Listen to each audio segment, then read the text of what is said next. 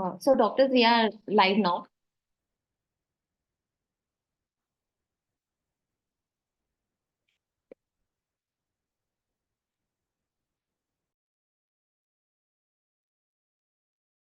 Hello, good morning, everybody.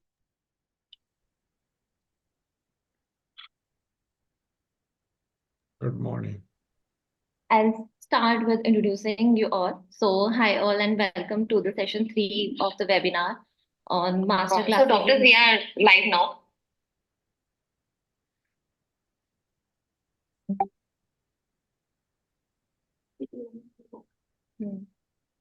So I'll start with introducing our doctors. So we have Dr. Arulkumaran. He's a renowned professor emeritus at St. John University of London with current roles at the University of Nicosia and Imperial College London. He has led the International Federation of Obstetrics and Gynecology, authored 38 books, and published nearly 325 articles. His contributions to the medicine have earned him a Knight Bachelor by the late Queen in June 2009.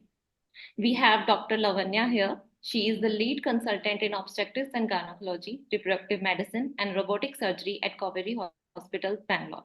She has been facilitated by the Federation of Karnataka Commerce and Industry Association for her contributions to healthcare and has been invited by the MIT and Harvard University for medical innovation platforms. A TEDx speaker on robotics and TED Circle speaker for our bodies, Dr. Lavanya is also recognized as a CHD fellow. We have Dr. Sucheta here. She's the director of Kamlesh Mother and Child Hospital in Mumbai. She served as the president of Navi Mumbai OBGYN Society and was the honorable secretary. A passionate advocate for Lakshya Manyata in Maharashtra. She is actively known in various medical societies and academies. She also runs a YouTube channel that focuses on modern pregnancy care, childbirth, and women health. Now, we can start with our webinar, and I request Dr. Arul to take this webinar forward. Thank you. Thank you very much for the kind introduction. So I'll start by giving my talk, and then we will have a good discussion at the end after the 3 talks. So I'm going to share my presentation, just 1 minute. And so the talk is about non-reassuring fetal heart rate pattern when to deliver. So what we are worried about non-reassuring fetal heart rate is whether that will lead to fetal hypoxia and whether the fetal hypoxia will give rise to cerebral palsy. We always talk about cerebral palsy, but there are other injuries which can happen, a neurological injury. For example, those who have HIE grades 2 and 3, about 30 to 50% will have cerebral palsy. But 18-month follow-up shows there's an incidence of epilepsy in 1/5 of the patients who didn't get cerebral palsy. So hypoxia should be avoided at any time. And by way of definition, cerebral palsy is a motor disorder that is not progressive. So once it is fixed, then it is there forever. And there are different types, like quadriparetic cerebral palsy, where all 4 limbs are paralyzed, hemiparetic, half the body is paralyzed, or dyskinetic athetoid cerebral palsy, where they have a jerky movements and they can't control the movements. That is one problem, that there are different types of cerebral palsy. The second is the etiology of cerebral palsy are manifold. Preterm is well known. Hypoxia is another, infection is another, hyperpyrexia is another, bad instrumental delivery is another. So we have to differentiate not only the type of cerebral palsy, but the etiology. As far as the hypoxia phenomenon is concerned, we call it asphyxia, because hypoxia is lack of oxygen in the tissue, and asphyxia is not only lack of oxygen in the tissue, but also metabolic acidosis. So that is one of the causes, and I've mentioned infection, pyrexia, and trauma. Now, what happens in clinical practice is sometimes it is difficult to distinguish whether the hypoxia or asphyxia occurred antepartum, intrapartum, or postnatal contribution. For example, if there is an abruption and the baby will get hypoxia because of tetanic contraction of the uterus, but if there's a delay in delivery, the baby will be born in a poor condition. It might take longer time to resuscitate unless you have good neonatal resuscitation. So we have to attribute which portion of the asphyxia due to antepartum and which is due to postnatal. Similarly, if there's meconium aspiration, the antepartum asphyxial period or intrapartum will be very limited. But if there are difficulty in intubating and ventilating, then it will give rise to postpartum asphyxia. And usually it's a combination of antepartum, intrapartum, and postpartum that contributes to the asphyxial injuries. And we have to distinguish based on the obstetric clinical history and the CTG, which one might have contributed most. So now we want to correlate the CTG patterns that can be related to the MRI or magnetic resonance imaging features of asphyxial injury and other causes identified. For example, an MRI can show calcification of the brain. If it is large calcification, it's toxoplasmosis. If small, it is due to CMV virus, and that can give rise to cerebral palsy. And also, if there is large ventricles due to obstruction of the third, fourth ventricle of the brain, that can give rise to problem. But also, we know that if it is acute intrapartum asphyxia shown by a bradycardia, then the injury is usually in the thalamic, hypothalamic region, which give rise to athetite type of hypoxia, cerebral palsy. Or if it is lots of deceleration, it is prolonged partial hypoxia that give rise to bilateral cortical atrophy and quadriparetic cerebral palsy. Pyrexia and infection can cause or can contribute. And the idea is to do a better CTG interpretation and timely intervention, in addition to resuscitation, either before and after the delivery of the baby. Now, there's always a debate about whether we should monitor the cases electronically. And this is a study by Badawi, an epidemiologist, and who showed that if it is pure intrapartum hypoxia, it's only 4%, but there are antepartum risk factors like antepartum hemorrhage, preeclampsia, diabetes. Then in addition, if there is intrapartum, there is 25%. So in other words, 25 to 30% are partly due to intrapartum factors. And that's why the bodies like NICE guidelines and so on recommend monitoring high-risk pregnancies continuously. Now, the notion as to how the brain get injured was produced by Myers, who did some animal experiments and showed that total asphyxia causes brain stem damage, the thalamus hypothalamic. So if you acutely hold the cord or put a bag around a monkey and cause acute hypoxia, the injury is seen in the thalamic hypothalamus area, and they will present with athetite or dyskinetic type of cerebral palsy. But if you intermittently compress the cord for a long time, or put the bag or stop the monkey fetus breathing, then that's called prolonged partial hypoxia. It takes a longer time. There the damage is bilateral cortical necrosis, the motor cortex on both sides. So they present with quadriparesis.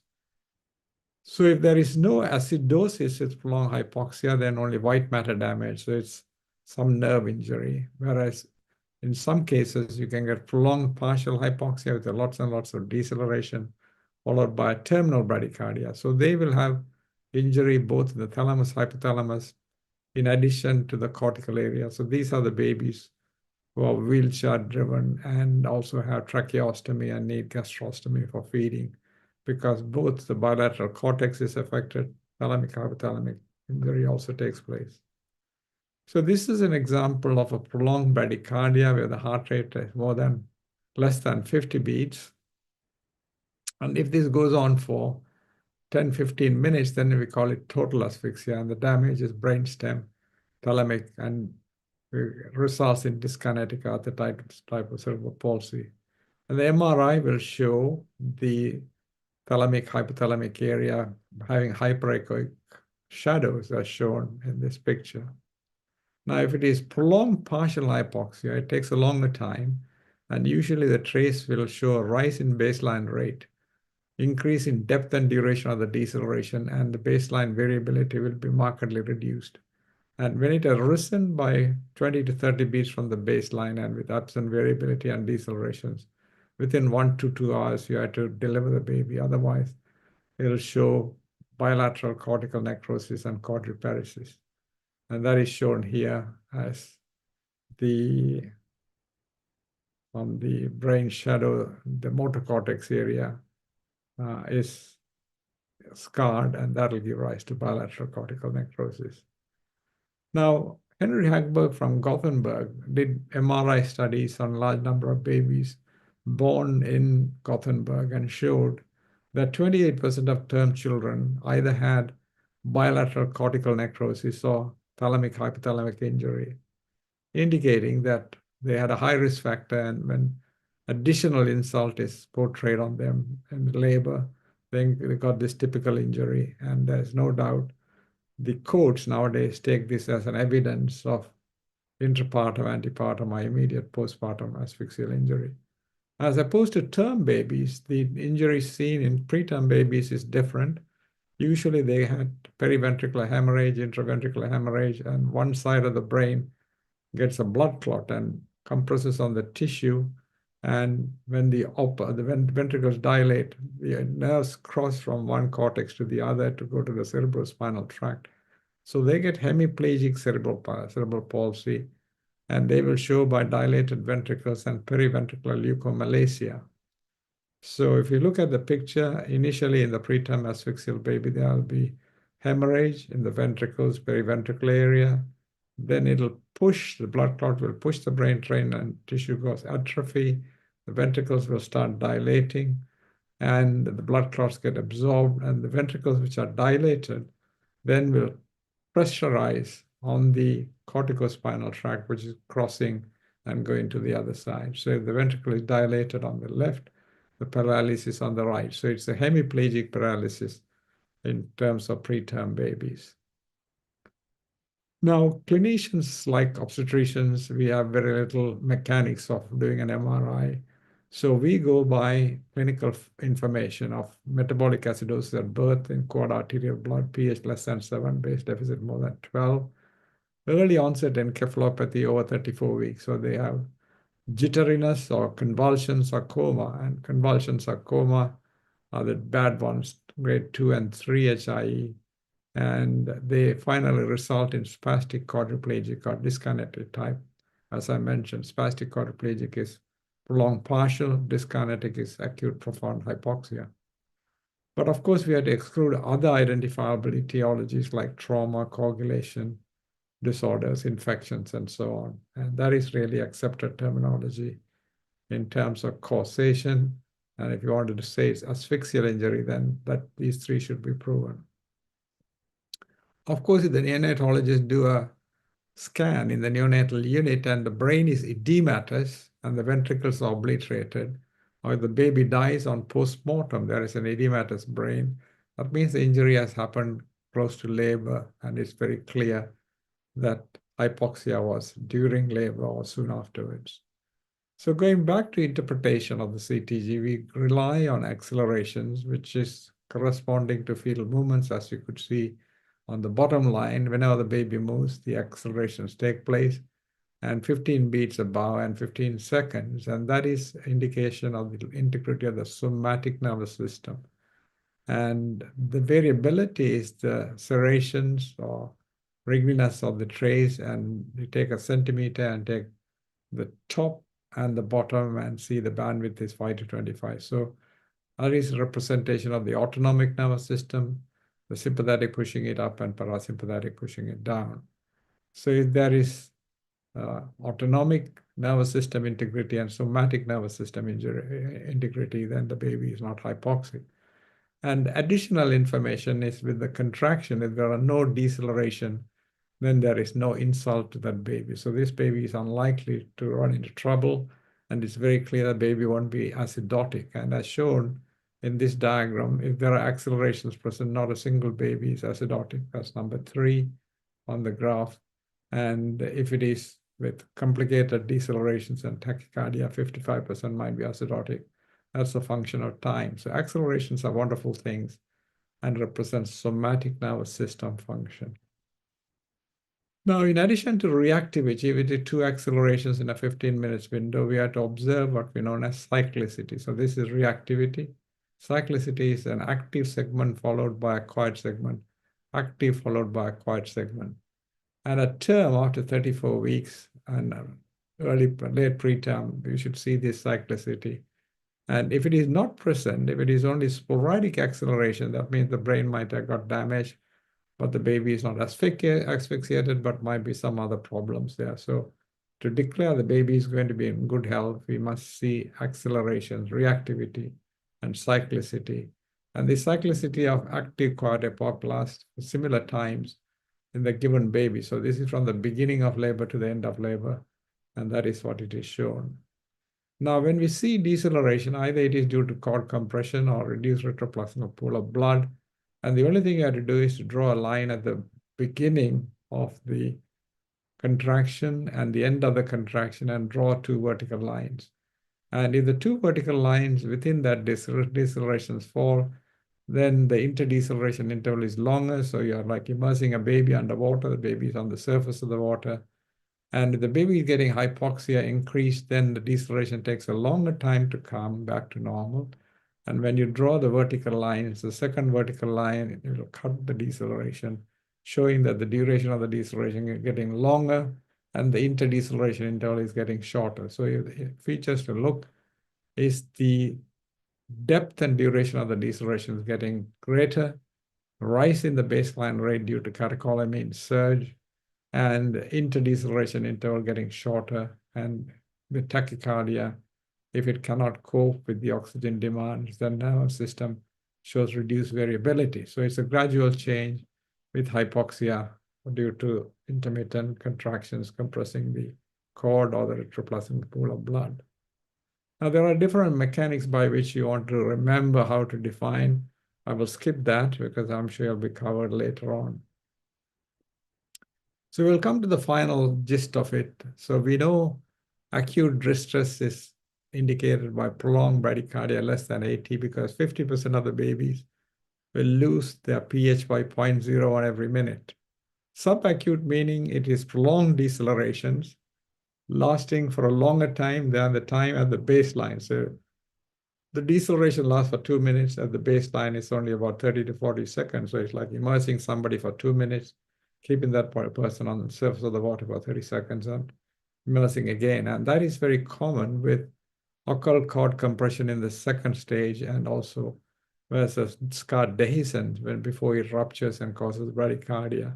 So there you have to intervene as early as possible.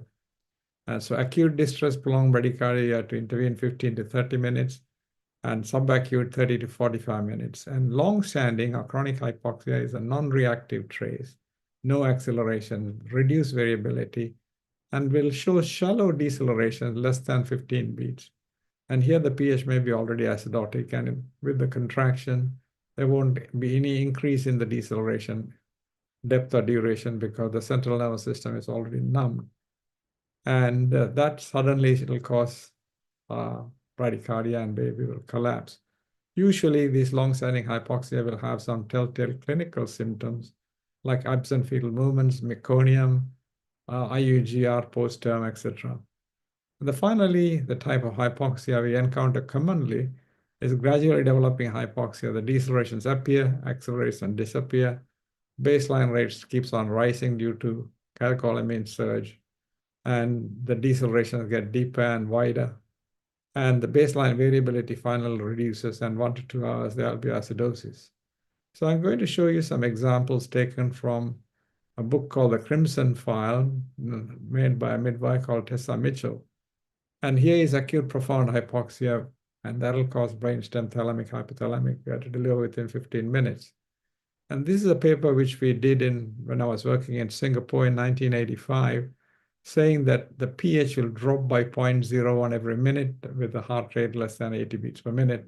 And therefore, we say 3, 6, 9, 12. That's the sort of standard guidance we give to deliver. And the same study was repeated by T.Y. Leung in Hong Kong.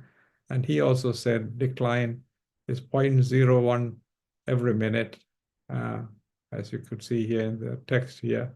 So you have to deliver the baby as soon as possible. So 0.011 per minute. So that is an example where there's a reactive trace on a previous cesarean scar at 14:20. There's a sudden bradycardia. There was delay in identifying, and 14:55, after 35 minutes, they understood there's a bradycardia, and they intervened, and by the time the scar ruptured. And so with a scar in previous scar, if you're going to give a trial of labor, you have to really go by clinical symptoms. The head was 3/5, and when the deceleration happens, if it is 5/5, then you know the scar has given way. And with rupture of the scar, not only the heart rate of the baby goes down, but also the uterine blood supply is interrupted. So here by Richard Paul's unit, it says if it is more than 18 minutes has lapsed from the onset of bradycardia, then the baby might be damaged increasingly. So you have to deliver with a previous scar as early as possible. Now, subacute hypoxia, as I mentioned, is prolonged decelerations. More time below the baseline and very shorter time at the baseline rate. So it's 130 if it is the baseline, it drops to 60, 70 and comes back, but below the level is 2 to 3 minutes. And there again, there are a number of studies that repetitive late decelerations or prolonged decelerations can drop pH every 0.01 every 2 to 3 minutes. So there are a number of papers, and this is how the strays will look like. So this is in a case of second stage where there must have been a tightly cord around the neck 3 or 4 times or an unequal cord. So the deceleration, as you could see, is lasting for 2 minutes. And at the baseline is at 30 seconds, 40 seconds. So you're immersing the baby for a longer time, bringing the baby up for a shorter time. And there the baby will suddenly run into trouble. And there is saltatory variability because agitation of the sympathetic parasympathetic system. 20 minutes are gone, 40 minutes are gone, then it basically goes into bradycardia. Then the pH will drop by 0.01 every minute, and as expected, the pH is 6.79 with the base excess 19 minus 19. And because the baby had decelerations, prolonged partial hypoxia, and terminal bradycardia, then it affects the thalamic, hypothalamic. So this is a baby which will need intubation with the tracheostomy and gastrostomy. Now, the third, gradually developing hypoxia, as I mentioned, the acceleration disappear. Baseline rate starts increasing due to catecholamine surge with decelerations. And finally, there will be absent of variability, and 1 to 2 hours, it will get acidotic. So here, you have to judge when to deliver based on the parity, cervical dilatation, whether she is 3 or 6 centimeters, rate of progress, how quickly she is progressing, whether there are any high-risk factors like thick meconium, IUGR, and so on. So if she's a multigravid, she's 9 centimeters, and the picture, then you might allow her to deliver normally because she'll deliver very quickly. But if she's a primary gravid at 3 centimeters with picture like gradually developing, it's a problem. So this is, again, by evidence, significant fetal heart parameter for developing acidemia is minimal or absent variability in conjunction with late decelerations in the absence of acceleration. So if you look at the first top graph, there will be deceleration late, but variability is maintained. But the second one, as you could see, absent variability. So that baby is going to run into trouble and need to be delivered within an hour. So that is the guidelines of the American College. This is not an early deceleration. This is variable. So whoever is looking after, I'm not sure what they look at. I just want you to look at the baseline and how the deceleration changes in shape and size and how the acceleration disappears. So from 140, it goes to 150, and the decelerations are getting deeper and wider, and the interdeceleration interval getting shorter. And the variability is still maintained. They're given epidural and fluids. And now it has gone to 160, and as you see, over 165. So when it happens like that, then you have to deliver at this point. Otherwise, the baby is going to run into trouble. If she's on oxytocic, you stop the oxytocic. If she's closer to delivery, then you can give her terbutaline and stop the contractions, get the heart rate back to normal, and then she will go back into labor and deliver. But otherwise, you have to deliver by C-section. So here, 2 o'clock, 1 hour later, still not delivered, and the baby gives up, and the heart rate comes down, and it collapses. A forceps delivery, but it was a stillbirth. So this is commonly described as horn stepladder pattern of death, and it took nearly 7 hours for them to intervene, and it was too late. And final pattern is long-standing hypoxic pattern where the variability is markedly reduced and shallow deceleration less than 15, but there will be clinical history of bleeding, absent fetal movements, thick meconium infection, and the contraction doesn't cause any worsening of the deceleration because the central nervous system is already blunted with hypoxia. So this goes on and no change, and suddenly the heart rate collapses and the babies are stillborn. And finally, a little bit about saltatory variability, which indicates hypoxia. So this is a normal trace. And in the late first stage, when she is fully dilated, they decided to do an epidural, and they didn't monitor the case. And when the epidural is done in the late first stage, when she bends down, the head goes into the pelvis and compresses on the uterine vessels and causes hypoxia. So if the baby is not monitored, then prolonged bradycardia can give rise to hypoxia. So in the late first stage, second stage, if you're giving epidural, you have to monitor the baby carefully. And when they put the woman on the monitor again, it shows saltatory pattern. It should recover within 20 minutes. If it is not, and if it starts decelerating in addition, there will be trouble. And that is what happened. The baby could not recover, and they decided to deliver. It was an OP position, which was high with fresh meconium.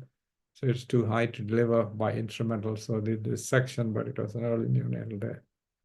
Now, infection is something which can add insult in addition to hypoxia.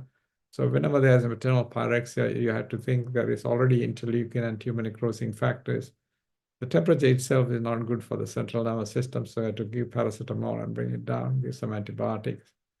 And this is tachycardia 160, and accelerations are seen, but as time goes on, it goes to decelerated trace with a trace of 180.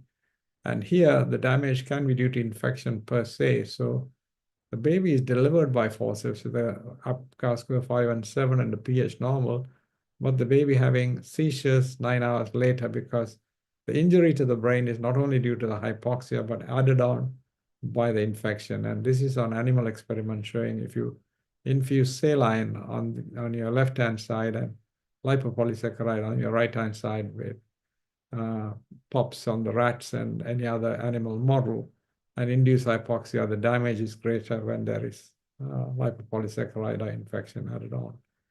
And this is shown that maternal fever is worse. It worsens the chance of neonatal encephalopathy on epidemiological studies, and it also cerebral palsy is increased with pyrexia. So one has to be very careful in managing. And the worst combination is pyrexia, decelerations, and thick meconium, where you have to intervene and deliver the baby as early as possible. And finally, to see whether there is any confusion of interpreting the trace, this is a lady with the primary gravida at 41 weeks, a bad trace, not technically good trace with 150. They say vaginal examination fully dilated. They readjust the transducer. It came from 150 to 120 with accelerations. But these accelerations are coinciding with contractions in the second stage. And usually the maternal heart rate increases because of the flushing of blood from the uterus back into the systemic circulation. If it is baby's head compression, it should be decelerations in the second stage. And the baby was born in poor condition. They wondered why, because they were monitoring the maternal heart rate. And this has been shown by experiments putting precordial ECG leads. When the mother is pushing in the second stage, there are accelerations. Once the baby is delivered, the heart rate becomes stable, and this is a maternal heart rate. And here, halfway through in the second stage, the decelerations become accelerated trace towards the end of the trace. So these are all due to head compression, and here the transducer picks up the maternal heart rate and gives rise to accelerations, and they should be identified. And we have to be careful about second stage because there is a Ferguson reflex and reflex release of oxytocin. The contractions get more so if they are on oxytocin, and there's a bradycardia. And technically, the machine sometimes double counts the heart rate. And here, the doctor thought this is fetal, the top one, and this is maternal, but both are fetal with a bradycardia of 75, and it is double up because of technical reasons to 150, and the baby was born in a poor condition. Of course, we have ways of tocolysis fluid, some oxygen for a short time to resuscitate the baby, and you have to use it sensitively. And studies have shown that it has a good outcome with tocolytic. It stops the uterine contraction for 15-20 minutes. And it doesn't work if you give it as a nebulizer or a puff. It has to be given subcutaneously or intravenously, 0.25. And NICE guidelines indicate that you have to give it subcutaneously. There you can see when it is given in the puff form, the uterine activity is not reducing, but when you give it intravenously, there's a drop in the uterine activity. This is a typical example in the late second stage, early second stage, prolonged decelerations. And by the time you get ready for the forceps or theater or section, it'll be too late. The baby will get acidotic. But if you give a tocolytic at the beginning, then you will abolish the contractions and stop the deceleration, and the baby won't be getting asphyxiated, and you can deliver the baby with time. And there are some injuries you can't avoid, where there is a ischemic injury due to rupture of a berry-aneurysm or AV malformation in the baby, where the bradycardia, the sudden bradycardia, or suddenly there is a change in the pattern, the heart rate shifts by 20 to 30 beats and becomes a straight line, as you could see here in these two traces. There will be a focal injury, and there's no way we can prevent that. And finally, I mentioned about cycling, which is actually active and quiet epoch. And so please remember, when the patient comes, there are sporadic accelerations, but no active and quiet epoch. Probably the baby is damaged earlier on, and usually it's due to vascular malformation. So in concluding, cerebral palsy are different types and are due to different etiology. And intrapartum causes are not purely asphyxia, it can be infection, pyrexia, or trauma. And we know that intrapartum, antepartum, and postpartum hypoxia around the time of delivery contributes to 25 to 30%. And the CTG patterns relate to the type of asphyxia observed. And prevention can be by CTG better interpretation, intrauterine resuscitation. And pyrexia infection can cause or aggravate the problem, should be treated. And now people are trying late cord clamping and other methods by body cooling and so on to sort out the problem. And postnatal resuscitation is as essential as intrapartum care. So you must have people, midwives and doctors trained in postnatal resuscitation. So you can do that by continual learning.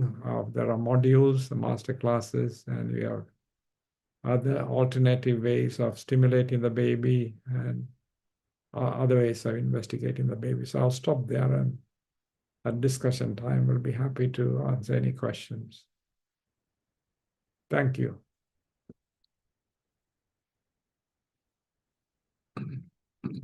Sir, I have a question. Can I ask? Yeah, please. Yeah. You said pyrexia and infection. Yeah. Infection is maybe responsible for hypoxic, it enhances hypoxic injury to the brain. Yeah. The brain, right? But every time pyrexia need not be infection, isn't it? Sometimes with dehydration, labor, prolonged labor itself can cause pyrexia. Yeah. And, there is no history of PPROM, PROM, and still there can be pyrexia. Then should we still treat it with antibiotics, prophylactic antibiotics, or, bring the temperature down and continue monitoring, or go ahead with immediate delivery? No, you don't deliver them immediately because the damage might have already happened.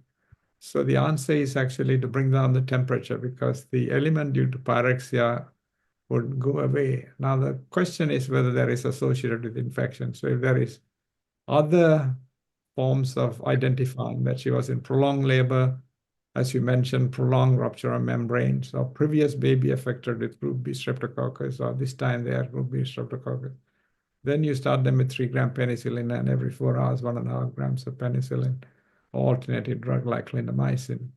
But you have to have some suspicion, and usually I mentioned about 5 Ps to think about treating antibiotics. Previous baby affected with streptococcus. Presently, they have group B streptococcus identified in a swab. Pyrexia in labor, which within a short time of labor it's starting. Prolonged rupture of membranes. And if there is additional features of passing meconium, because passing meconium can be also due to infection. So if there are additional telltale indications, then we have to really think of intervening. But otherwise, we judge, bring the temperature down, judge on parity, cervical dilatation, how quickly she's progressing. And if she's going to progress well, then you can leave them alone. But we will prevent having additional insult, like if she's not progressing, not to give oxytocin, but rather deliver. If she has meconium, then to deliver. So additional tips will be if there is any additional insulting feature, then to deliver. But otherwise, you can let her deliver by bringing the temperature down. So practically group B streptococcal screening doesn't happen in India. And So don't- we also don't do it routinely, not on all centers. So we go by the other features: previous baby affected, pyrexia coming within a short time, there is prolonged period of rupture of membranes, whereas thick meconium, which might suggest additional infective element. The present swab, only if you screen, then you might pick it up. Otherwise, you won't. But in the UK, sometimes they do screening and they find and treat with antibiotics.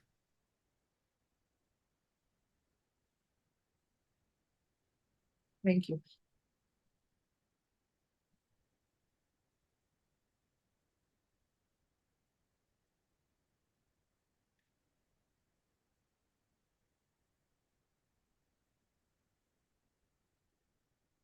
I think the next talk is by Dr. Lavanya. Next is by Dr. Lavanya, right? Yes, yeah.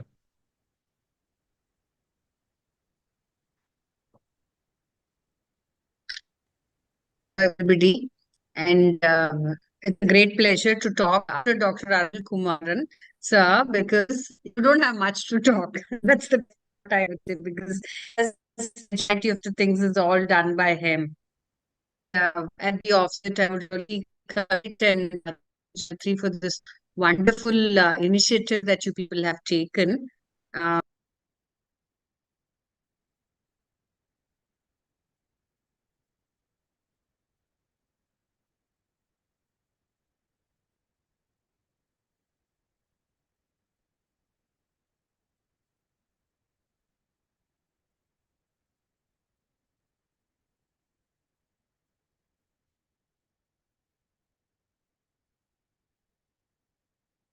Hello. Yeah, we are here. Sorry, did I lose you guys in between? Yeah, for a short period. Yeah, That's sorry. fine. Yes, sorry for the bad network. And at the offset, I would like to thank Janitri for this wonderful educational initiative that they have taken.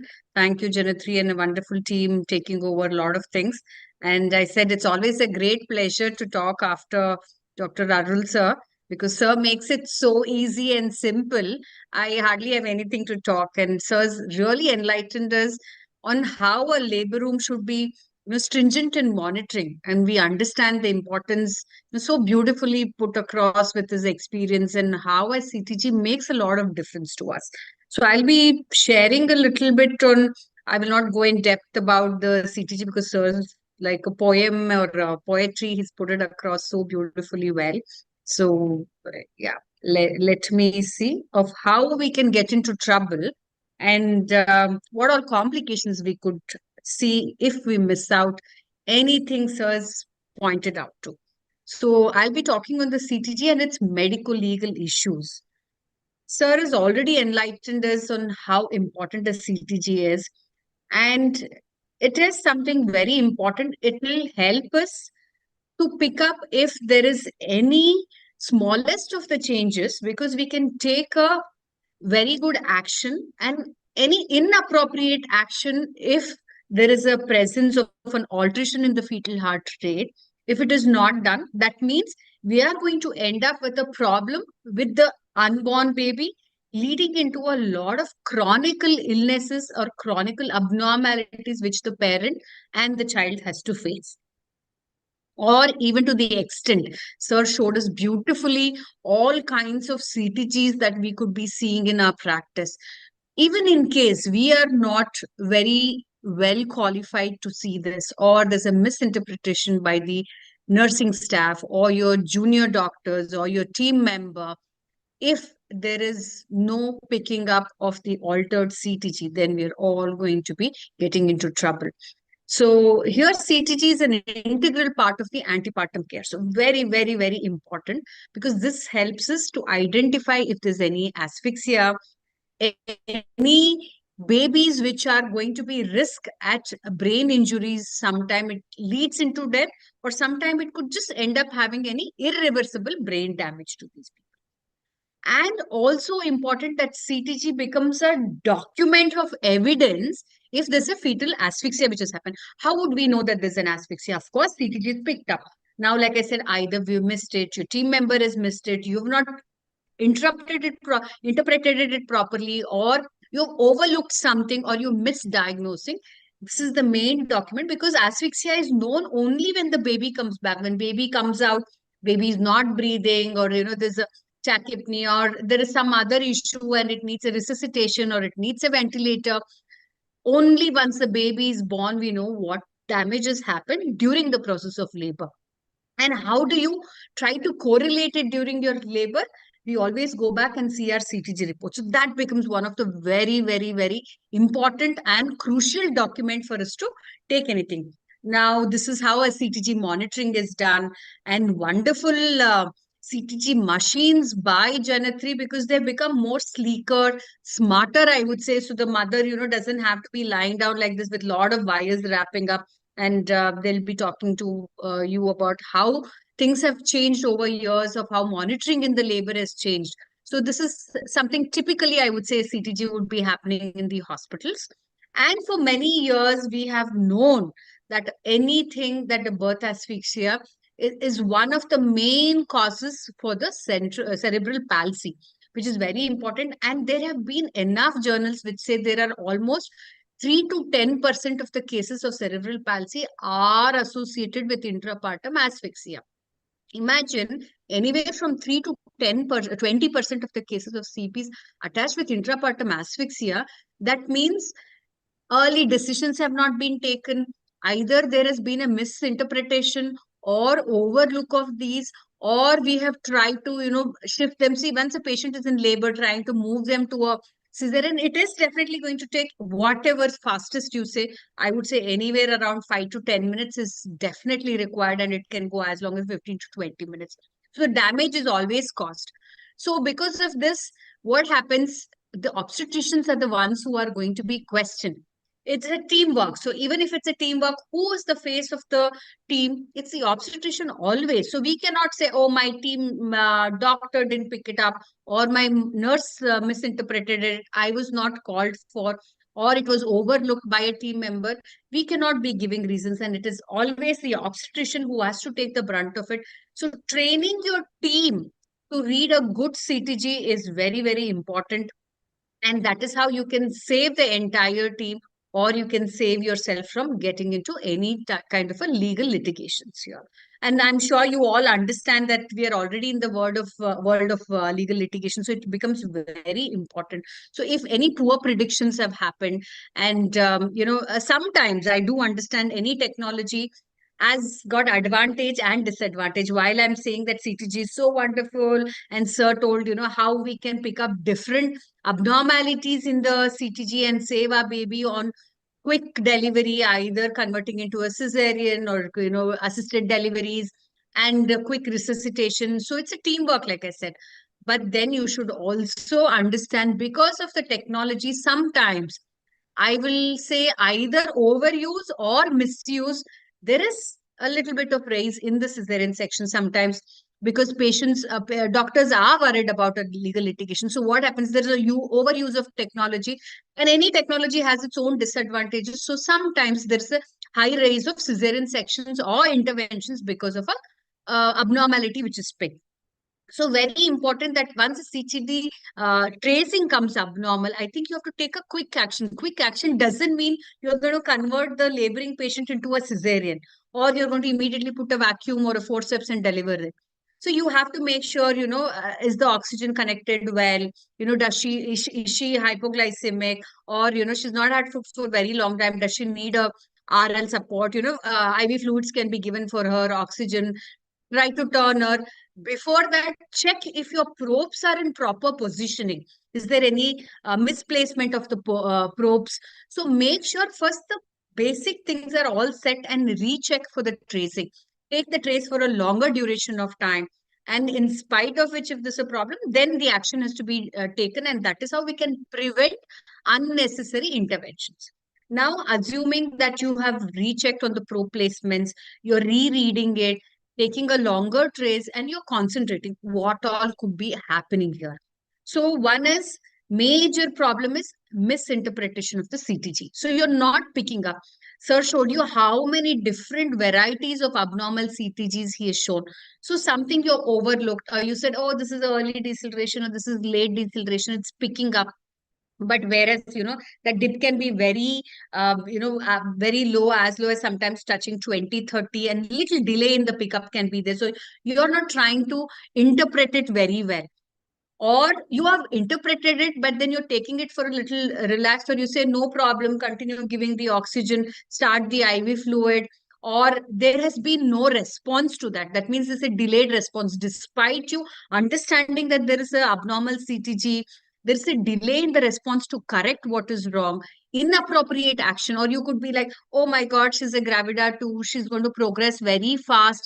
This CTG, nothing is going to happen because I'm going to deliver her in another 5 minutes or 10 minutes. So there has been no proper decision to cut short your second stage of labor. Inappropriate action could be one of the major litigations we could be facing. Now, sometimes there could be a technical and equipment problem itself. And when I say technical or an equipment problem, that means it's a good NST, it is a good CTG, but then the trace which is coming from the machine is not being very well. So unnecessary, you ended up doing a cesarean.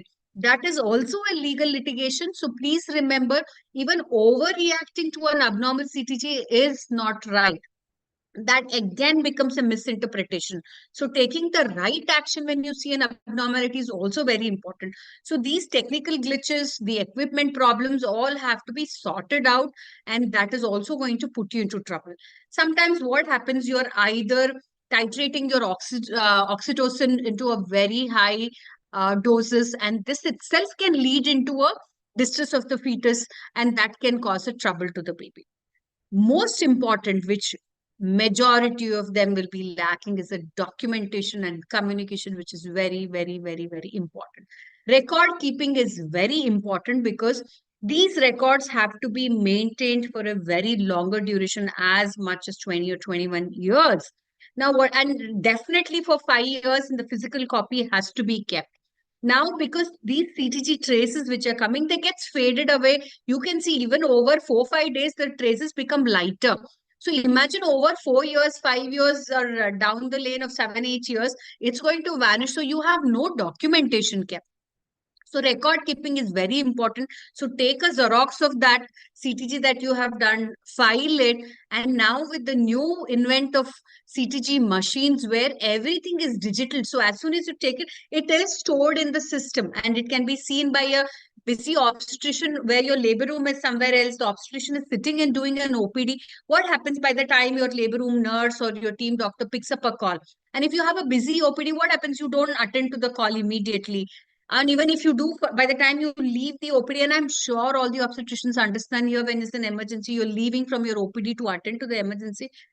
Invariably, you will be stopped by your OPD patient. Say, oh, I am here just to show the report. Please, I want to have a word just for a minute. And that 1 minute is never ending, or that, just report showing doesn't end at just showing the report. So there's a little delay from taking an action.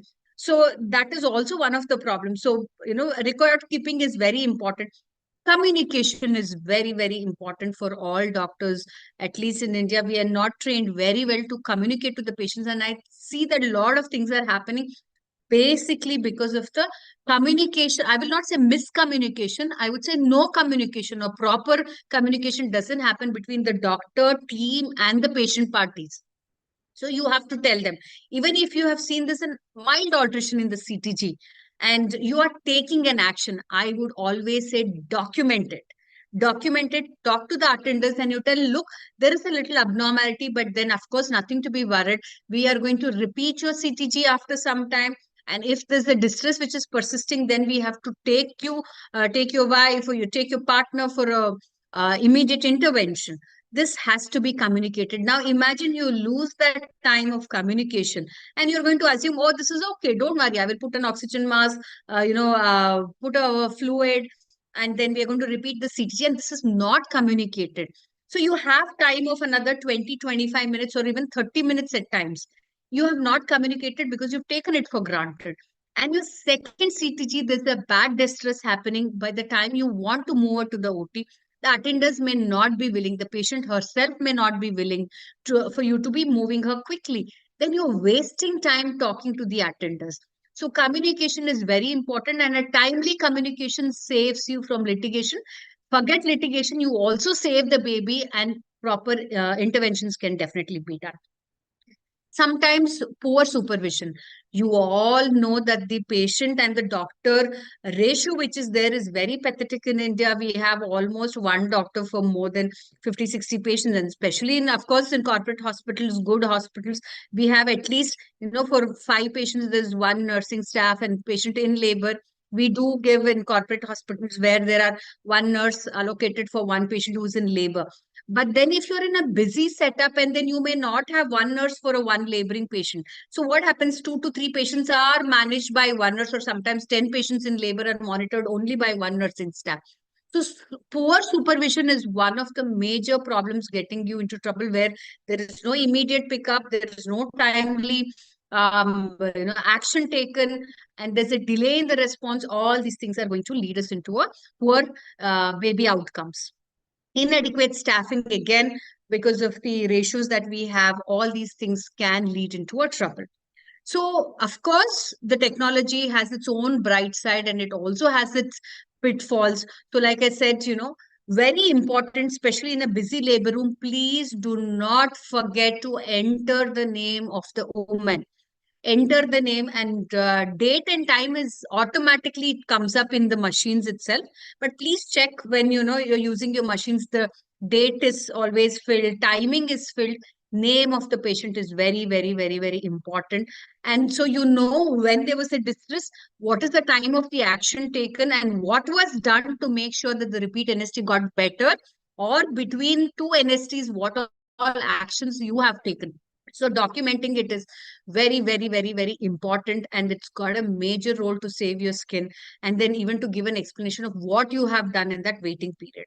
Now, commonly disputed areas are, fetal compromise, timing of the intervention, and the delay in decision making for a delivery, and the CTG distress which is picked up. So efficient team, efficient communication is the only one which is really going to help you. Like I said, record keeping is very, very important. So if you don't have digital CTG machines, please go for it. If not, at least make sure Xerox of these things are done and filed in the patient, and it is very, very important. So, and sometimes what happens, if there's a new nurse in the labor room, or a trainee who's come in, or a new person into the labor room, she could have placed the probe very wrongly. And that is why it is showing as 80, 90, and she could be picking up, and the staff could be picking up the maternal pulse. So very important that you recheck. These are all the technical problems, or the, learning curve. So make sure that, the probe is placed very well, recheck if it's placed well, and try to distinguish, check the maternal pulse. Sometimes we were discussing that there's a fetal tachycardia. Please make sure you check the maternal pulse as well. Now, the maternal tachycardia is also there. Maternal tachycardia could be because of sepsis, fever, or the medications that you have given. 101 reasons. So always correlate whether this is a tachycardia or a bradycardia which is being picked up in a CTG. It has to be correlated with the maternal pulse, and it is very, very important. If this is not done well, then again, you could be missing out a lot of important things. Sometimes where, you are thinking, it's a maternal pulse, and then you've lost track. So you could end up with an IUI. Or sorry, IUD. And IUD is definitely, something, sorry situation, especially patients in labor, and we miss out on these CTGs, which is warned us, timely action not taking, and you have an IUD. in a patient in labor is very traumatizing for the doctors and as well as the patient. So in case there is any suspicion, you will have scans machines. So make sure you do a scan and see if everything is okay. So that can be something done. And then regular review of the CTGs are very important. Also regularly training your staff on CTG training, everything I think is very, very important. And record keeping, do not worry.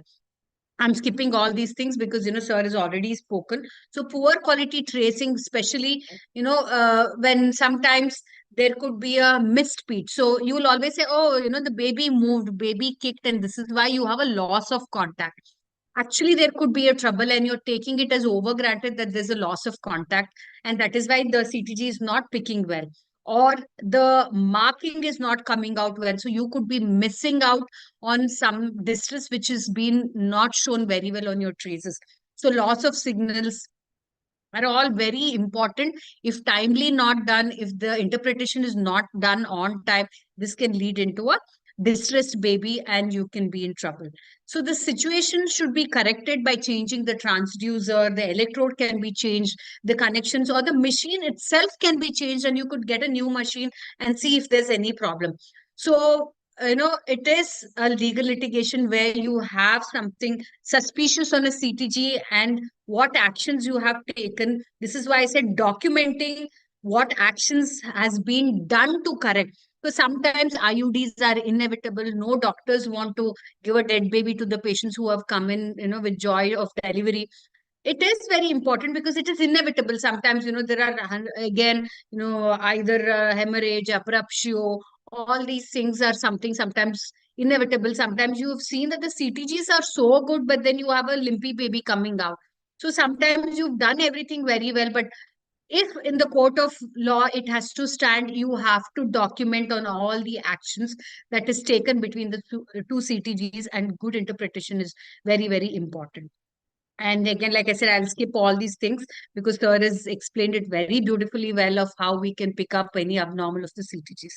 Like I mentioned, storing the CTG is very, very important, especially because cerebral palsies, the CPA, all are picked up much later. And please remember, shift into a digital CTG monitoring, or if you are still, using the manual ones, make sure you have Xerox the CTGs and then it goes to the MRD, because they can come back much later and the claims can be as late as 21 years, but making sure at least your documents are maintained for 5 to 10 years is must. And CTG papers are all thermosensitive, and that's how it fades away. Sometimes in 3 to 4 years, I would say much earlier, not even 3-4 years. I would say even 3-4 weeks, it is all gone. So litigations have been found around 30% of the traces were missing. In all the litigation cases, the CTG, 30% didn't have a proper recording of the CTG, and another 20% could not have been interpreted because either they had the copies, but it had either got faded or no proper documentation of what was done. So please make sure that, we don't fall into this 50% of the category, and we have maintained a good document is very, very important.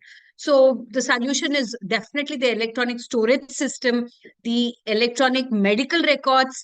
Please start using electronic medical records. So you document what you have counseled the patient. And even during that stressful situation, it is important that you do a documentation of what you have counseled. And I'm sure you'll all agree, you all come up through situations where patients are wanting normal delivery. You see that there's a distress and you've told them, look, I need to do a cesarean right now to save your baby. But then we have reluctance from the patients and they say, oh, no, we would want to wait because they think doctors are doing cesarean for unnecessary reasons. And there could be a delay, and this can also lead into a bad outcome to the baby. So documenting all these things is very, very important. Documenting and storing these things in the electronic system is again very important, so that you can retrieve it whenever it is required. Regular audits needs to be done. And then, like I said, timely training your patients, regular interval classes have to be taken to the labor room staff, especially on picking it up. Sometimes the duty doctor could be busy in another cesarean and somebody could be delivering simultaneously. So training your team is very important on regular basis. So misreading, like already I said, it is going to lead into a lot of negligence on the obstetrician and the obligation, and the obstetrician can be under legal litigation. So it is very important. Regular and structured programs and compulsory training is important for all the labor room staffs, be it the midwives who are assisting you in the labor room, or your doctors in the team are getting trained. Regular training and regular discussions on the cases also has to be done. Sometimes, we take situations very lightly and say, oh, like I said, especially gravida twos, and it is 8 centimeters, it's a distress, and you'll be like, it's okay, let's wait and watch. She is going to be delivering very quickly, and we'll say, reposition the woman, try to turn her to the left, you stop oxytocin, or you use some other medication. So sometimes proper actions are not done, and sometimes there could be a delay in the communication, like I mentioned already. Documentation is lacking, where you have gone and told the attendants, they are not willing, so there's a delay in the shift which happens. And if you have not documented it, your CTG has picked up a bad distress 20 minutes, and you've spent another 10 minutes talking to them, so you've lost 30 minutes. And later at the end, another 40 minutes later, the attendants may agree who refused initially. So by the time you shift the patient and you're losing nearly an hour. If you have not documented that the delay has been in the decision making, or delays from the attenders, delays from the patient, if you've not done, again, you are the one who's going to be in soup, and it's very important. So please document everything in the note and make sure that the CTG abnormalities are not ignored and they are discussed with the patient and the attender. Sometimes these reduced variability is also very tricky situations, where it can just go flat and then you've lost heartbeat there. So stringent monitoring, timely actions are very important. Sometimes even that, there's a major uh, uh, you know uh, delay in repeating your CTG. So you've taken all the actions, and then you're like, okay, we'll wait for some more time, and the CTG is not done. So the monitoring is not happening very efficiently. Then that is when you're also going to make sure that you are going to be in trouble. And please remember, CTG is not the only parameter that you are going to be looking into to look into a distress. So you have to look as the patient as a whole. Like I said, when is her last intake? Is she well hydrated? Is she a diabetic patient? Is she an hypertensive patient? So try to see the whole picture which is involved, and not just focus on the CTGs as a single parameter. And regular monitoring, checking the maternal pulse, regular doing the internal check is also very important. If there's a distress, make sure an ARM is done to see is the Leica clear or not. So these things are very, very important. You've done everything. You monitored very well. You made sure that the lines are secured. Fluid is very good. Hydration is good. It is not the maternal pulse. It is the fetal pulse, and it is showing a distress. And then you've done an ARM, and Leica is clear. She's progressing very well. And you still see a distress. Please make sure blood gas analysis is done, so that timely diagnosis is made and you prevent any asphyxia to the baby. And this is how you prevent mishaps in the delivery room.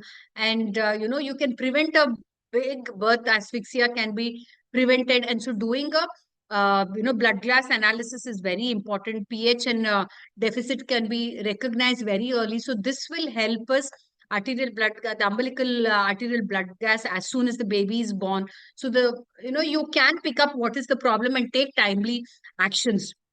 Again, even when the baby is born, having a good neonatologist team who is going to immediately revive the baby, a nurse who is going to carry the baby sometimes from one room to another room, or handing over of the baby from the obstetrician to the neonatologist, a timely and a proper appropriate way of immediate resuscitation has to be done. And this is exactly why a wonderful team is required of a obstetrician monitoring team, which include nurses, junior doctors, a good neonatologist, and a pediatric team is very, very, very important. So active actions have to be taken so that, there is no delay. So there should be no active failures or latent failures within the organization. So timely actions is very important, so that we can prevent any adverse outcomes and make sure that everything is going very well for the babies.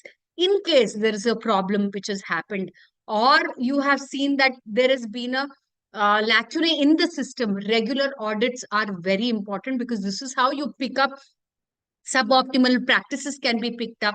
Organizational problems can be picked up when you have regular audits. Even your technical problems can be picked when you have a regular audit. How do you train and do you increase your frequency of training your team is all done in a regular audits. Only when you do regular audits, you can pick up. And then how was there a timely blood gas analysis done for the patient, for the baby, either when it is born or during the process of delivery. The scalp pH can be checked. So all these things are very important. Timely admission to the neonatal unit, timely ventilation and resuscitation by the neonatology team is also very important. The time from the decision making to the delivery interval for emergency cesarean, is your anesthetist available? Sometimes in smaller places, what happens, you pick up that there's a distress or there's been a little delay in the diagnosis, and you wait for the anesthetist to come. So there's a lot of delay happening. This can lead into a distress baby. So the time from the decision to the delivery interval is very important, and it makes a lot of difference to the fetal compromise. So it has to be very stringently monitored, and it is very important. I would say the challenge facing obstetrician is how to achieve the optimal maternal and neonatal outcomes without restoring any defensive practice. So, if the baby is born with neurological deficit, parents believe that someone has to blame. I'm sure all of them will agree that major of the sympathies with the parents who's having an handicapped child, and invariably the blame is always on the hospital or the doctors and their team. And of course, there is no compensation for the grief that the parents is going. So you don't want to be in such a situation. Please, stringent monitoring, timely action, and appropriate action is what is important, for which a good team, regular audits, and documentation is the major issue. And if it is appropriately done, you are not going to get into any interventions or litigations. So to prevent this, better education to the team and the public is very important on how a technology is limited to use. And this is why do not use only one technology to pick up. It's a lot of things, and treat the patient as a whole. Try to reduce the gap between the expectations and the outcomes, because patients are going to think, maternity is a joyful situation. So you are going to go home. So they need to understand. So speaking on public forums and making patients and the relatives understand what all complications can happen during a process of delivery is very important.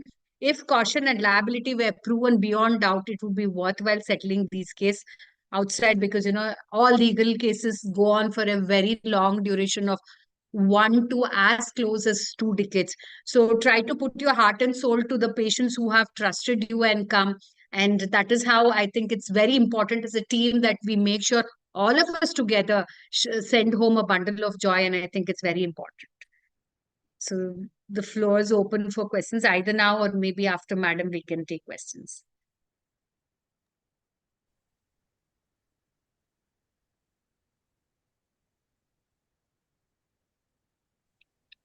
Wonderful and comprehensive talk. Thank you. Maybe we can go to the next one and then open it up for discussion. Sucheta, you're ready? Your microphone is muted. We can't hear you. Ma'am, we can't hear you. Yeah. Can you hear me now? Yes, yes, ma'am. Yeah. Suddenly it started raining outside, and I'm wondering the noise because of rain and my voice. I don't know what's going to happen. So that's how it happens. Surprises during labor monitoring. Fetus all is doing well, and suddenly, you come to know that there is some problem. I'll start with my presentation and share it.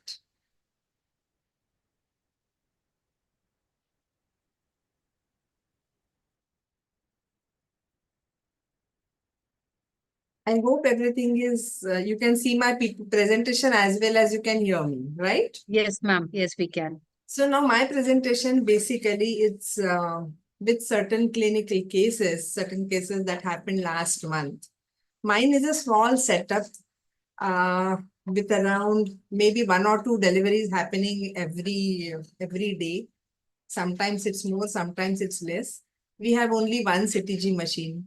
So we have to, actually use the CTG machine in OPD as well as in IPD. And so we use it like very much, need not be always continuous CTG, but then admission test and SOS. Now, antenatally, as everyone uses, I use this for patients who come with reduced fetal movement or patients of diabetes or gestational diabetes mellitus for antenatal surveillance, and patients who are crossing 40 weeks or becoming post-date. So as a part of post-date surveillance. Then intrapartum at the time of admission, or if patient is in latent labor and I want to send her home, then I may take a CTG and see if it's reassuring and then send her home. And in certain situations like patients with PPROM, patients where we are inducing or augmenting labor, patients of preeclampsia or small for gestational age, SGA babies, where we need to monitor them by CTG. Now, almost everyone, all patients at the time of admission in labor, we do an admission test. If she is a low risk baby, then maybe we shift this to intermittent auscultation. And for certain patients, like during active labor, or when we decide to augment labor, or if it's meconium stain amniotic fluid, or if it's a small baby, we keep on repeating this CTG intermittently, say every 2 hourly, 4 hourly, like depending on the gravity of situation. And if this repeat CTG is normal, then shift back to intermittent auscultation. And this goes on and on. So here are 3-4 cases which I am going to discuss. This is a typical SGA, small for date primey. At 38 weeks, we decided her to induce for low CPR. So now she becomes an FGR case. Cervix is not clearly favorable, posterior closed and poor bishops. Such patients, SGA, I tend not to instill prostaglandin for induction, but use EC, a mechanical method of cervical priming. So extra amniotic saline instillation was done. At the time of induction, this is the CTG trace, which you can see the good variability, and in the later half, good action, a good acceleration. So cycling and baseline variability is very good. So this EC was done in the afternoon around 2 or 3 o'clock.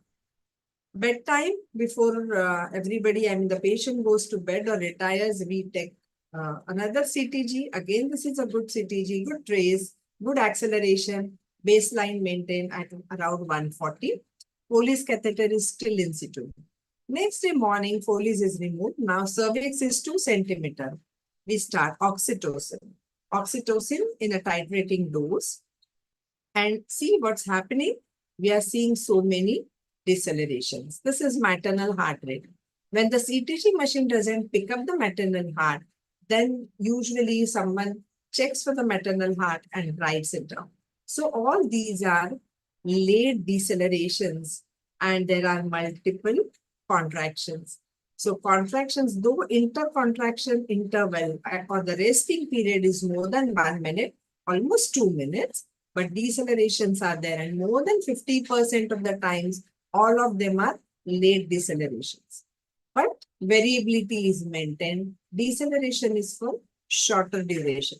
So I can say that probably this is a tachysystole or hyperstimulation, because now there are CTG changes. So now this particular patient, stop pitocin, give lateral position or ambulation, plain hydrating drip of ringer or normal saline is on, and PV is repeated. So PV repeated, cervix is now 3 centimeter, because now we need to know the overall clinical picture and cervical status. I did early amniotomy for this patient, like it is clear, so that is a bit reassuring.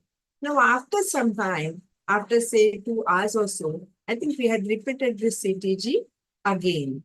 Now you can see that these decelerations are early decelerations. They are coinciding with uterine contractions. Number of contractions have reduced. So this is as good as a spontaneous labor that she is going on, because number of contractions reduced and decelerations are early. So probably these are because of the pressure in the head. Variability is good and baseline is normal. So this patient is shifted back to intermittent auscultation.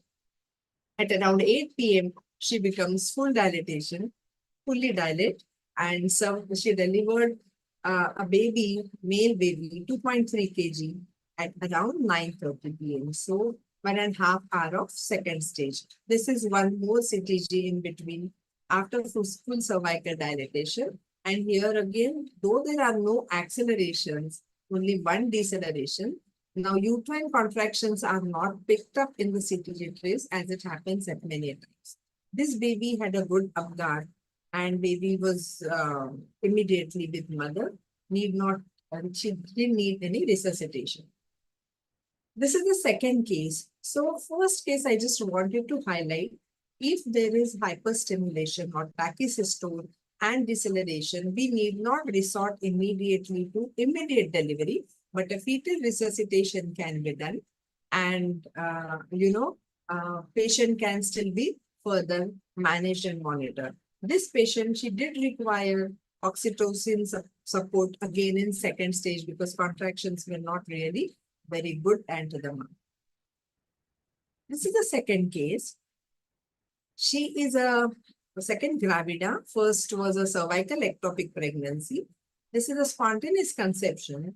Her first trimester screening showed she is a high risk for preeclampsia and FGR risk also very high.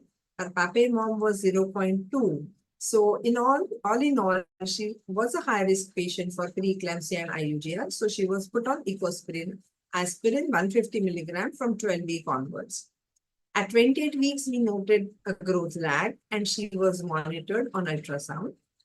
At 30 weeks, for the first time, hypertension appeared to the extent that we needed to start antihypertensives for her. And then serial surveillance of baby and mother we had started with a plan that if all goes well, we'll deliver her by 34 weeks. So you can see her growth chart. Earlier, it was like at 50th centile and gradually the fetal weight dropped and it has crossed the 5th centile line, though there is increase in weight. And this is a monitoring chart for her blood pressure and preeclampsia profile. So in such case, we monitor this mother maternal surveillance and fetal surveillance both. Maternal surveillance in the form of daily blood pressure and twice a week labs because it's a severe hypertension more than 160/100. And labs means SGOT-PT, liver enzymes, creatinine and platelets. And fetal surveillance we were started doing by Doppler and biophysical profile every third day, again NST as a part of BPP every third day. So this is the chart of maternal monitoring. And these are all fetal surveillance records. So here you can see in all 4 graphs, good fetal movements as marked, good accelerations, good baseline maintenance and cycling. All are seen. These are at different occasions and overall over 15 days are all these 4 CTGs. Now, when she was called for the routine surveillance and we were thinking of planning a C-section next day, that is at completing of 34 weeks, not only for baby, but for maternal hypertension because we needed to increase the dose of antihypertensive as well to maintain everything. And her umbilical artery PI was pretty high. CPR though was maintained. So at 33.5 weeks a day prior to 34 weeks when she came for NST, and we noted this unprovoked deceleration. So you can see the variability is reduced and there is unprovoked deceleration. So at this particular time, again, we auscultated fetal heart by handheld Doppler, confirmed that this is fetal Doppler itself, and we have to rush and do emergency C-section. Baby was 1.3 kg birth weight, placental weight was just 280 grams. There was no evidence of abruption, though CTG was, very acutely distressing. Baby cried immediately after birth. Apgar at 1 minute was 8 and at 5 minutes was 9. Cord blood we did not take. This baby had a very smooth and comfortable NICU stay. Baby stayed with mother and discharged on day 5 on only expressed breast milk. So in this particular case, I wanted to have sir's opinion about is this a suggestive of abruption? I mean, how to interpret this? Should we call this as unprovoked deceleration or no? Well, we don't know the reason behind this particular prolonged deceleration, but when there is a high-risk situation like preeclampsia or hypertension and a growth restriction, then we shouldn't take any chances because the next time it might not recover. So it's fortunate that you picked it up and did a timely cesarean section. The baby's size was small, she had hypertension, and I think it was 34 weeks is an ideal situation because the baby's systems would be mature, and so it's a good decision. And the mother and baby are fortunate that the deceleration was picked up in a timely manner. Okay. But here we were doing NST or CTG every third day. Is there any rationale behind timing this kind of, NST? Because this is a kind of fetal surveillance and without labor, I mean, antenatal surveillance. Yeah, so usually if we go in the antenatal period, the Dopplers are more reliable in terms of prediction. And you mentioned the Doppler's positive index was high, but I presume there was end-diastolic flow present, in which case you can monitor by other means, which is like a volume and CTG, and I think you mentioned biophysical profile. Yes. Any other parameters go wrong, then it's time for delivery because of the hypertension and IUGR.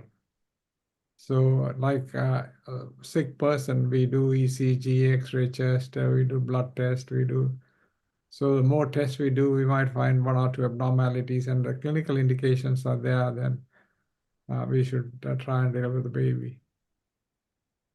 Okay. And sometimes we wait and we think we'll deliver tomorrow, and then suddenly you find an IUD. I mean, that also happens. And that might be a bradycardia which we couldn't pick up. So that's rather unfortunate if that happens. So there are no preceding CTG changes that can tell us from say variability and all that can tell us that we need to intervene before going for this kind of, I think in this case, we were lucky to save this baby. Yes, so there is no predictive features. The only thing we know is if the amniotic fluid index is less than 5, and the chances are the CTG is going to go wrong very quickly. Okay. But we also know proteinuric hypertension, if there is PET, then all the functions can be normal, then suddenly there is a IUD which happens, and might be with an abruption or you might be without abruption. We don't know the etiology behind. Was the Leica volume okay in this case? Yeah, Leica volume was okay. That it was not oligoamnios, but umbilical artery flow was still present, though PI was pretty high. And, there was no absence. Since it's earlier gestation, 32, 33 weeks, we were waiting for 34, at least the least maturity.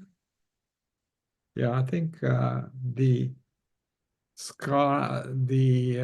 field growth chart you showed a little bit earlier showed a certain amount of decline. And if you look at the last 2 dots, there's hardly any growth there. So that might be an indication as well. So we had to go by different parameters. And so if the CTGs, even if it would have been normal, if the growth was like that, then by 34 weeks you would deliver. So your plan originally was 34 weeks. So that was good. Thank you so much, sir. Well done. Now the next case. She is a primigravida and being registered with us at around 20 weeks. I mean, everything was done. She was low risk baby and low risk mother. And after in her 3rd trimester, it turned out to be AGA baby, appropriate for gestational age. At around 38 weeks, she came with PROM, rupture of membranes from last 1 hour. And at that time, uterine activity was very mild contractions, maybe 1 or 2 contractions in 10 minutes, each lasting for 15 seconds. PV examination, cervix 2 centimeter, 40% effaced, membranes absent, but liquor was meconium stained. The quantity of liquor is good, it is MSM. This is an admission test. Now, we can see that contractions are widely spaced. They are not strong contractions. There are decelerations, but again, during deceleration, there is good variability. So variability is maintained during decelerations. And all in all, I thought that this is okay. We can still wait and watch and give a fair trial for this particular patient. After 2 hours, when we repeated CTG, we could see that decelerations are having wider base and more frequent. And then we did, since decelerations were wider and deeper, and this was only early labor, she was just 2 centimeters, long way to go. So LSCS was done. Baby was 2.69, that is almost 2.7 kg. We could deliver her with good Apgar baby. Now, the important point I just wanted to highlight, though we never suspected FGR in this particular case, at 32 weeks routine scan, the growth was about 50th centile, but actual birth weight, she has crossed 10th centile line, you know. So though this was not expected, but growth velocity or the growth lag was there. And though we considered this baby as AGA baby, this was SGA baby. Now, even with retrospect SGA management, sir, do you think that the first CTG itself was enough to tell us to intervene and do section, or we could wait during such kind of CTG?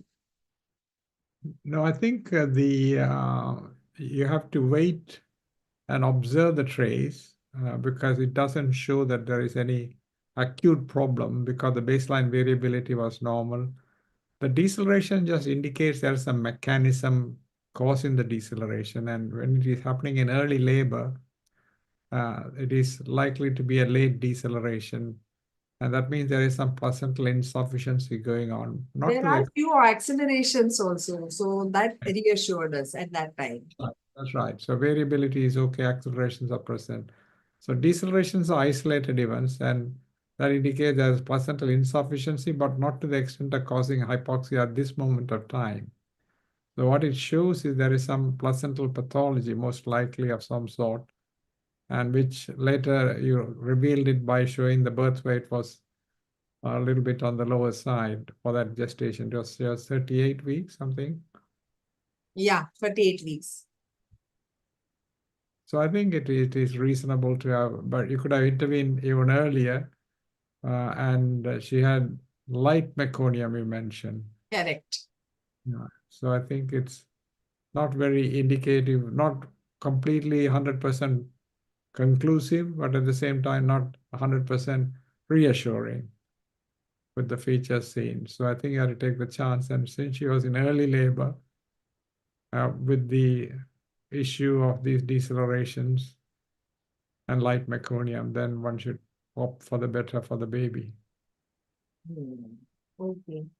Thank you, sir. So right at the beginning, I mean, she was okay. And afterwards, when we repeated, we thought that decelerations are more and early labor, so we sectioned her out. But I was not very sure whether this was still correct time to intervene and do operative delivery, or we could have, waited for labor to progress and monitored her more closely. So that's the reason I wanted your opinion, sir. Yeah, the baseline rate has not shifted and the variability is normal. So if you wanted to wait, then you could wait. Usually by waiting, you get 2 observations. One is actually whether the cervix is dilating properly or not. And the second observation is the fetal heart getting worse or not? So if the fetal heart rate is not opening up, then you're not going to put oxytocin on this trace. And so if it is no dilatation or no satisfactory dilatation, or if the fetal heart gets worse, then you would decide to do a section. Because sometimes the mother says, I just want you to wait and see. You can say, okay, we'll wait and see. But if you don't dilate, I'm not going to give oxytocin, and we'll have to think of section. Or if the heart rate gets worse, then we will have to do a cesarean section.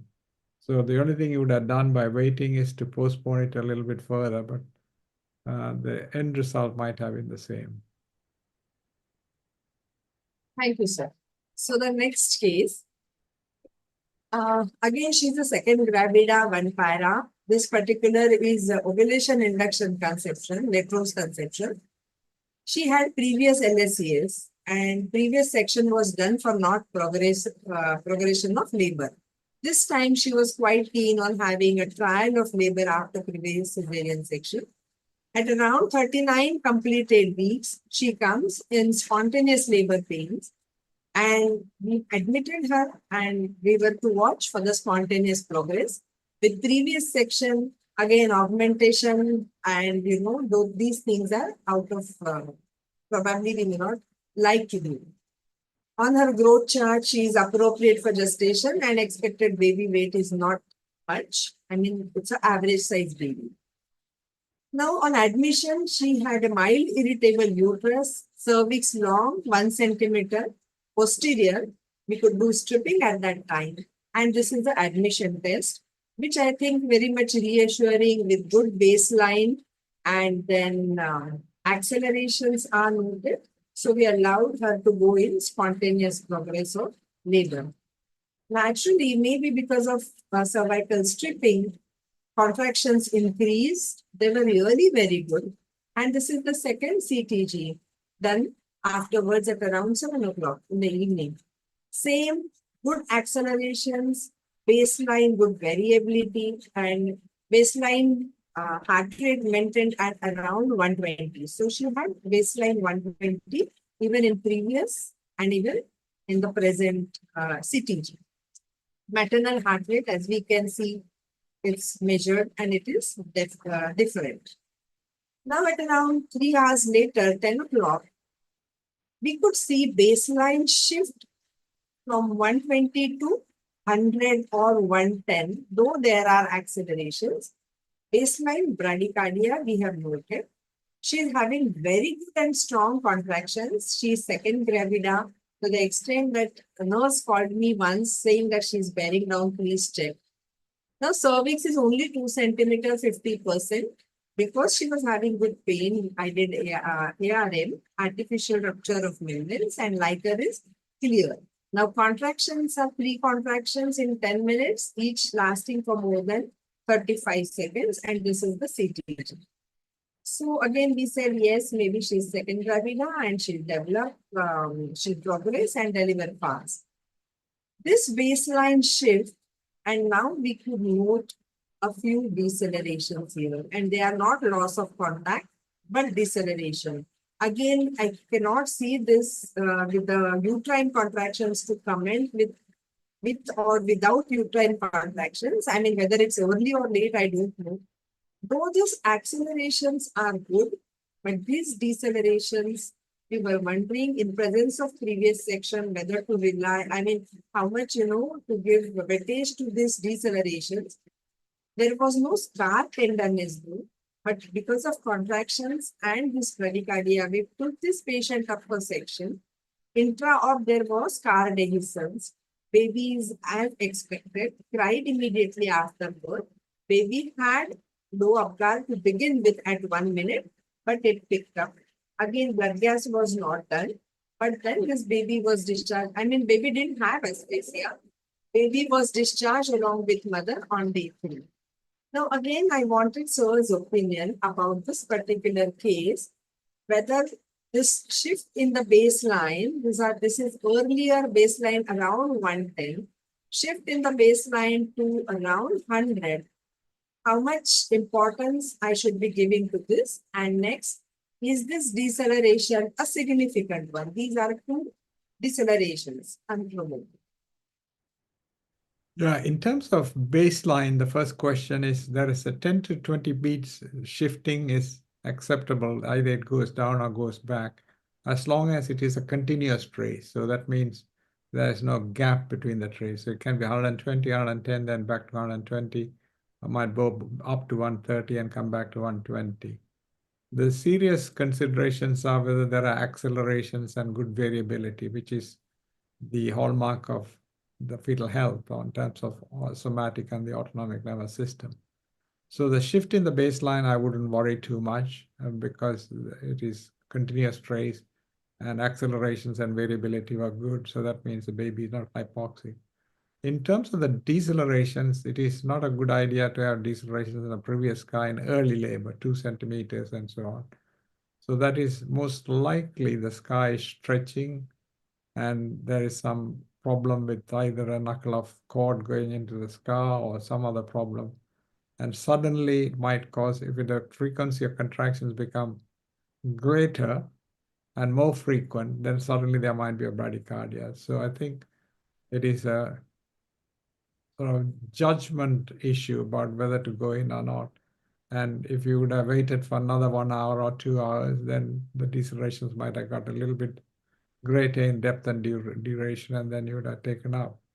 But if it is more frequent, 1 in 2, 1 in 3 contractions, and then the depth and duration increases, then you have to think of delivering. So it's a precautionary measure, and with his card day, he says that's a good indication to have done the section. Okay. Now, this patient had a previous scar, so we had something to think about, like maybe there is a scar dehiscence because of this particular, these 2 decelerations. If this patient was a second gravida with first vaginal birth, I mean, there is no scar, then this deceleration, can I still continue to, observe her more?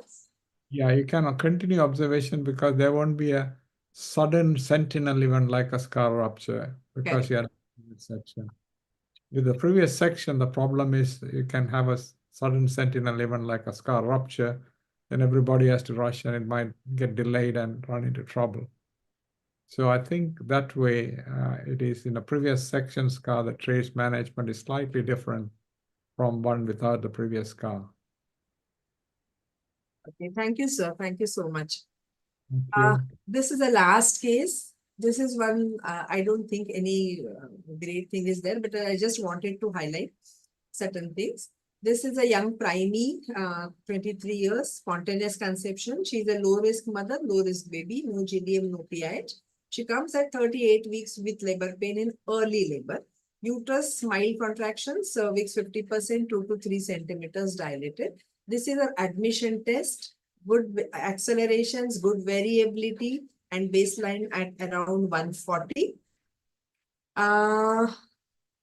After some time, with I think after 4-5 hours, at around 11:30 in the morning, this is a second CTG. At that time, uterus still having mild contractions, but she has dilated now to 5 centimeters. Effacement has increased very much like a primey. And since it's a, though mild uterine contraction, cervix is dilated more than 5. So we did AROM, artificially ruptured the membranes with the intention to augment the labor. 140 baseline, good acceleration, second CTG. This is a partograph, and afterwards, like at around 1 p.m., though cervix is progressing, cervix was still 6 centimeters.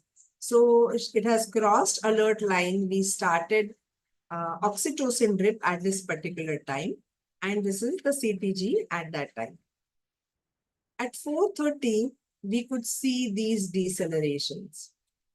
Now, almost all of them are early decelerations coinciding with uterine contractions. Good variability, good accelerations, though these decelerations are quite wide, and maybe I'd like to have sir's opinion about this particular CTG after I complete the case. 5 p.m. full cervical dilatation, and 6:20 she delivered good Apgar, 2.8 kg baby. So, sir, do you think this particular CTG is not worrisome? Yeah. There are early decelerations, but the base of deceleration is quite wide.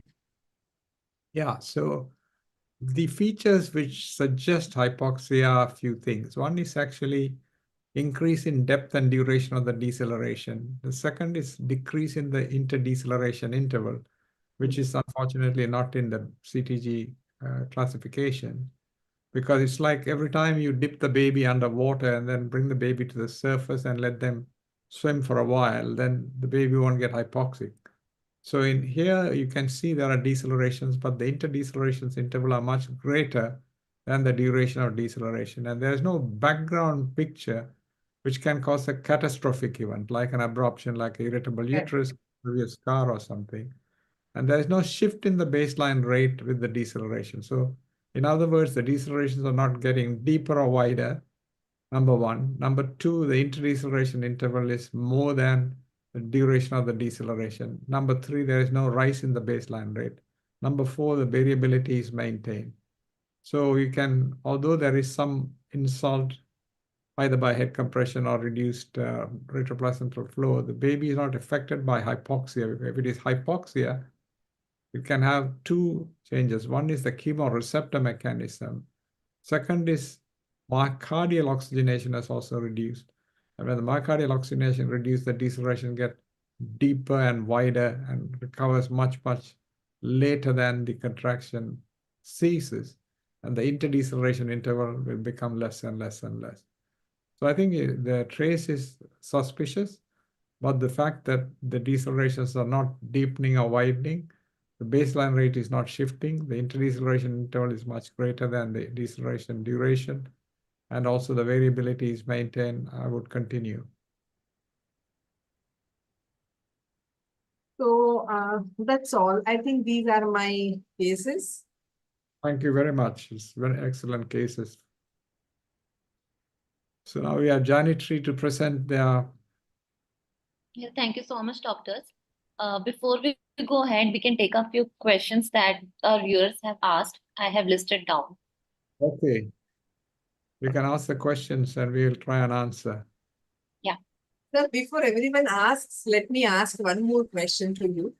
We talked about pyrexia, the fever affecting baby and infection.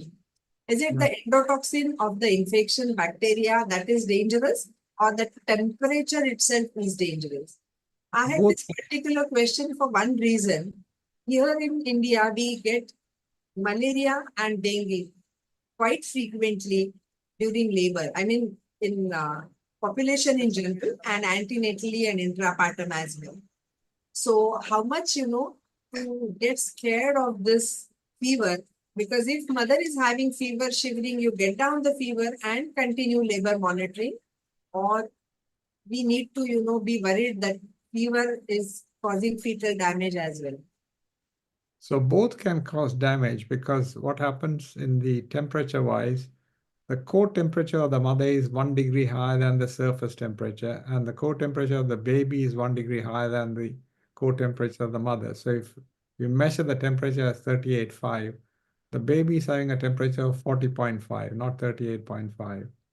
So that can cause problems in the neural, and if it is very high, like if it goes to 41, 42, then it can get pontine hemorrhage and so on and so forth. So temperature is bad, but infection causes release of interleukin and tumor necrosing factors, which, as I showed in one of the animal experiments, can cause more necrosis of the brain in addition to asphyxia. Asphyxia alone, the brain damage is less, but the asphyxia with the other necrosing factors and so on will be greater. So both can be damaging. So the problem is to distinguish one from the other, whether it is infection and temperature, or whether sometimes epidural itself can give rise to temperature. So if you can't find any particular pathology to suspect, like a previously infected streptococcus, the pyrexia starts within a short time of labor, no pre-labor obstructive membranes for a short time, then you can give the reduce the temperature. But if it continues, then you have to give the antibiotics as well.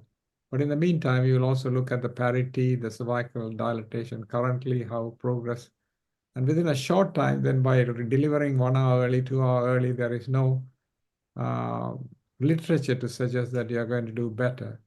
So if she's progressing well and the trace is not bad, then you carry on. But the moment the trace becomes abnormal with pyrexia, then you have to deliver. Or if there is pyrexia and no progress, then you don't want to give oxytocin. If there is pyrexia and meconium, then you want to intervene. So what you do is to prevent additional insult with meconium, with poor progress and temperature which is not coming down.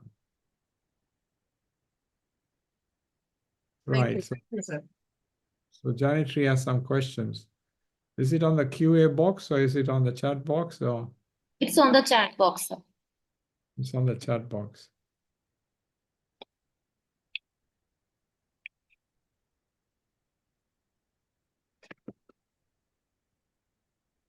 So it's all very tiny writing. Dr. Ajit Patil has said we get low short-term variation, less than 3 milliseconds in low risk near-term pregnancy. I'll read the questions for you, sir, one by one. Okay. Okay, so Narulaman, can we allow the pregnancies with features of chronic hypoxia for vaginal delivery? Yes, if the trace on admission is normal, the only time if it is chronic hypoxia with absent or reverse end-diastolic flow, then you wouldn't allow. But if it is a matter of cerebral placental ratio, then it is a bit nebulous whether to intervene early. So if the trace is all right, then that's a good indicator because you're going to observe the trace from the beginning of labor to the end of labor. And if the trace becomes abnormal, then you can intervene. But otherwise, you can chronically hypoxic small baby with the end-diastolic flow present and a normal CTG, then you will allow them to go into labor. And she also asks another question saying meconium stained liquor in early first stage of labor. Is there an indication for cesarean? Now, depending on what type of meconium we are talking about, the NICE guidelines doesn't mention very much about whether you have to intervene or not. But by general understanding, we have to divide it into early, light, moderate, and thick meconium, or freshly passed meconium. So if you go to National Hospital in Dublin, they have a universal container where they collect the urine sample. So they are expected, the midwife is supposed to collect the fluid and put it on the side of the locker. Okay, there is very little fluid with thick meconium like pea soup or gelatinous meconium, then there is a problem. If she is not going to dilate, then you have to deliver her by section. But if it is light or moderate meconium with the whole bed sheet is wet, that means plenty of liquor, then there is of no concern. That's a function of maturity, and the baby has passed meconium. And then you look at the trace, and if the trace is okay. Because thick meconium, what you're worried is actually not only the worry about the possibility thick and reduced amount of fluid is the baby might be having hypoxia and reduced renal perfusion and therefore reduced fluid. And if it aspirates, it is going to aspirate and cause chemical pneumonitis and meconium aspiration syndrome, which might need surfactant, nitric oxide ventilation, extracorporeal membranous oxygenation, and complications like that, especially if it decelerates, because the babies aspirate meconium not because of acidosis, but because of deceleration, sudden hypoxia, the baby has gasping chest movements and aspirate. So thick meconium, pea soup, very little is of worry, but if it is plenty of liquor with meconium, then it is of less concern. And then you can go by the trace and decide based on labor progress. And Dr. Ajit wants to know, we get low STV, less than 3 minutes in low risk near-term pregnancy. How do we take it forward? Yeah, so the short-term variation is actually indicating the possibility of hypoxia. So we had to not only go by the short-term variation, there is a program by Oxford Sonicade or Huntley, which looks at short-term variation. Now, Janitri has a feature of short-term variation. Now, the problem with short-term variation, depending on how the machines are calibrated, if you compare one with the other, it might differ. So depending on how dependent you are, I would go by the other features. If there's short-term variation, but the variability you can promote, as I can see the question, by vibroacoustic stimulation, then if it increases or shows an acceleration, then I would go by the response of the fetus. So short-term variation will depend on what machine you're using, what algorithm you're using, and we'll go by other features if it is not a proven method or proven algorithm. And Dr. Sureka wants to know incidence of PPH following injection terbutaline. Okay. So if you give it intravenously, the mean time of action is about 17 minutes for the terbutaline to relax the uterus. So you might get a little bit more bleeding. So if you give the terbutaline and deliver the baby within 5 minutes, suppose if you take her to the theater, then it might be a lax uterus. And then you can hold it by compression and it'll stop clotting. It'll clot and the uterus will contract. But if there's a concern and you are given a beta-mimetic drug, then you have to give propranolol 1 milligram intravenously slowly. So you have to tell the anesthetist that you are given terbutaline already. But if it is a subcutaneous one, the effect of relaxation is not very much. So even if it is 17, 20 minutes, the action is a little bit longer, but there is no incidence of PPH. So as far as we know, there is no particular high risk report based on giving terbutaline. So the NICE guidelines says that to give terbutaline if there is delay in delivering the baby with an abnormal trace, then you can do one as a resuscitative measure. And not to give high doses, but 0.25 milligrams. But if you have still caught into the middle, uterus is not relaxing after terbutaline, then you have to give beta-mimetic drug. Giving not beta-blocking drugs like propranolol, because if you give additional oxytocics, it doesn't work because the beta-mimetics are much stronger than the oxytocic drugs. Thank you, sir. They also want to know, is there any way that you continue to monitor the labor by CTG? Continue monitor the labor. So the monitoring of labor is by cervical dilatation, the progress of labor. So it's by the individual clinician who has to examine regularly and see cervix is dilating. The CTG gives the indication about the contractions and the fetal heart rate. So that's both are different parameters and both are necessary to manage labor. So maybe I think we can tell them, I think partogram would be a very good way, Mosmi, to monitor, because there, you're marking your fetal heart rate. So the only way is having your partogram, you're doing your regular PV checks, and I think that will be the only way. And you can't just depend on a CTG. CTG will only help you to pick up, the fetal distress or, alteration in the heartbeat, but not the progress in labor. So, Sir, one more question. In patients of diabetes, antenatally, is there any role of monitoring by CTG? The diabetes is a very complex problem because the baby can suddenly die, can have a normal CTG and then suddenly die. But if the diabetes is of poor control, then it can show an abnormal trace, like if it is going to diabetic ketoacidosis and so on. So in other words, you might pick up if the trace is bad, but you can't guarantee that a good trace is going to tell you the baby is going to be okay the next day. So it is more important to have the hypoglycemic control, the glycemic control monitored rather than the CTG. Of course, it is useful. And if you find CTG trace in a diabetic without any variability, is undulating up and down, then you know there is a problem with the blood sugar. So you correct the blood sugar and the trace will come back to normal. So if you see an abnormal trace with the diabetic patients, the first thing to do is to measure the blood sugar. If the blood sugar is abnormal, then you correct the blood sugar and the trace will come normal. But in other words, normal CTG, I mean, a patient is diabetic on insulin, and from 34 weeks or whatever, we are doing her CTG in OPD. Does it predict that now all is well and probably there is no chance of sudden IUFD? No, it gives you just a mother and the parents and the doctor some reassurance, but it doesn't guarantee. What guarantees the baby is going to be okay is the glycemic control.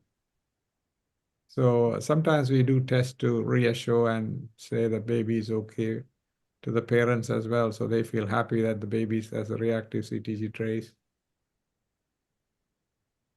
Okay. Thank you, sir. Thank you. I think it's a great learning for all of us as well, other than the delegates who've logged in as well. I think it's a pleasure always listening to you, sir. And Thank you very much. we've been following you and been a big fan club from our postgraduate days to today, sharing the same platform with you. I think it's really great.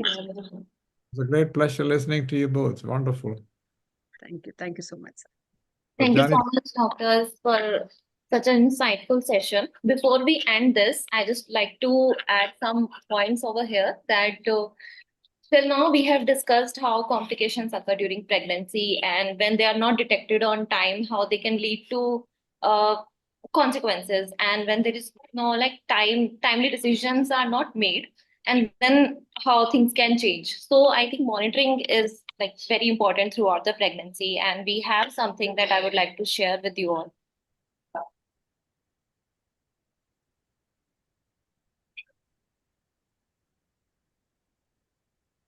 Hope my screen is visible.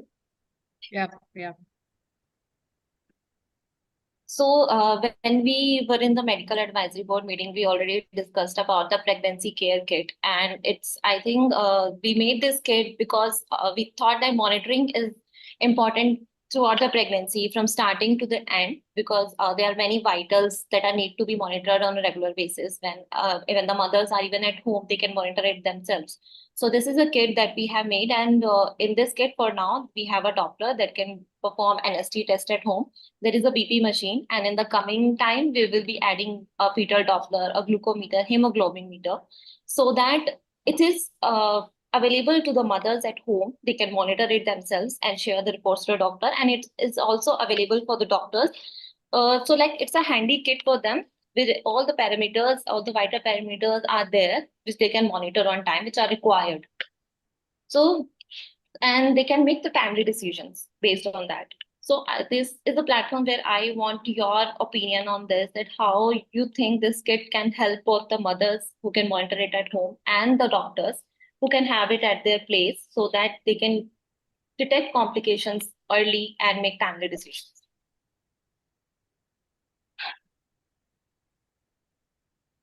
asking the audience or the... Yes. I'm asking you. Okay, very straightforward. You're trying to make a patient become a doctor and a specialist. So, but it is useful if they can use it sensibly and they don't get excited by wrong readings. The blood pressure is straightforward, so the blood pressure can be taken and the blood pressure will give what is accurate. So she doesn't have to come to the hospital because of the blood pressure. So normally when they come, we measure the blood pressure and have a urine dipstick test for proteinuria. So if you're going to think of helping them with proteinuric hypertension, you might have to add additionally a dipstick bottle where they can check for protein. Now the heart rate machine, it gives a digital display as I could see it. It'll just tell you the baby is alive or not, but it won't tell you the baby's condition. So if you can convert the digital into a graphic display like a CTG reading, which is found in some of the Dopplers by Huntley and so on, that'll be useful. So for the blood pressure, you had to add a urine dipstick bottle. For your Doppler, you had to add a graphic display. The hemoglobinometer, we don't have to check on every week. You check, and if it is low, then you might have to test it a few weeks later by giving some hematinic drug. So the patient can ring the doctor and they can say, go and buy these drugs or something like that. So it is not something which is going to be used very frequently compared to a blood pressure machine or the blood sugar machine. If the patient is diabetic, then they will measure the blood sugar.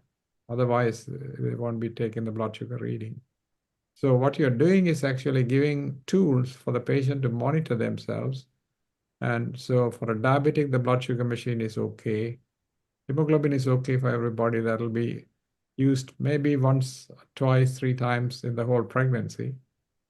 But the blood pressure is quite crucial, and that I said that the urine dipstick. And fetal heart rate, if you want to improve the perception of what is happening, then you have to convert the number into a graphic display, because a number alone doesn't mean anything. That's all I had to say. And maybe the other speakers can chip in. Yeah. Yes, I totally agree with you, sir. it's a wonderful thing. I think just that, one good thing is a lot of unnecessary visits to the hospital will cut down because unlike the NHS, I think it's easy for patients to access doctors in India. So every second day, third day, they come back and say, "Oh, I couldn't, feel the movement or this one. So I want to listen to the baby's heartbeat, and I'm here." So all those unnecessary visits are going to cut down. But like I already mentioned in my talk as well, technology is a double-edged sword.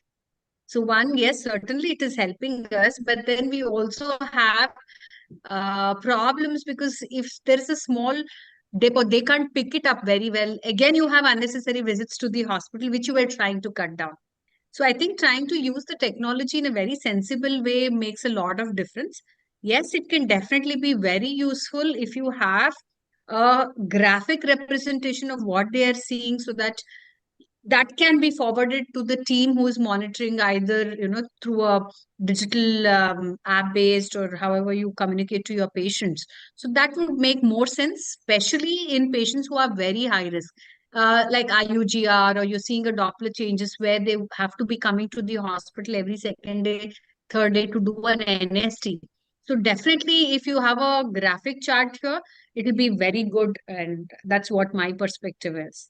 Yes, so all our products, all the devices are connected with an application which gives the graphical representation that the patients or the mothers can directly share to the doctors for them to easily see and advise accordingly. So the Yeah, mother, so that's why if the NST is there, I think that's an excellent thing, because So, we've also been using for quite a few of our patients. We're using your Geometry app and cut down quite a few visits of my patients personally. And we've been able to monitor a lot of twins because I do IVF and we have a lot of preterm delivery IUGRs, very high, so very good. And I definitely like what we're using, so yeah, definitely a boon. But yes, it's just that technology is always going to be a double-edged sword. So using it sensibly by the end user and as well as by the obstetrician, I think would make a lot of difference, and giving a good outcome to patients. so the whole family can use this kit. The father, mother, uncle, auntie, because they have to measure the blood pressure.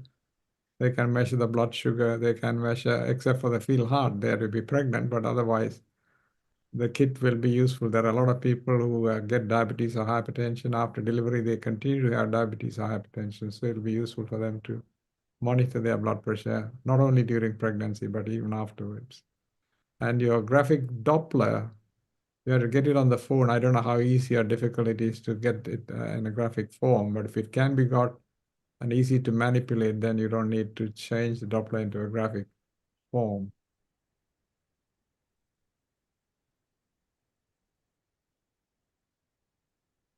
ma'am, you're on mute.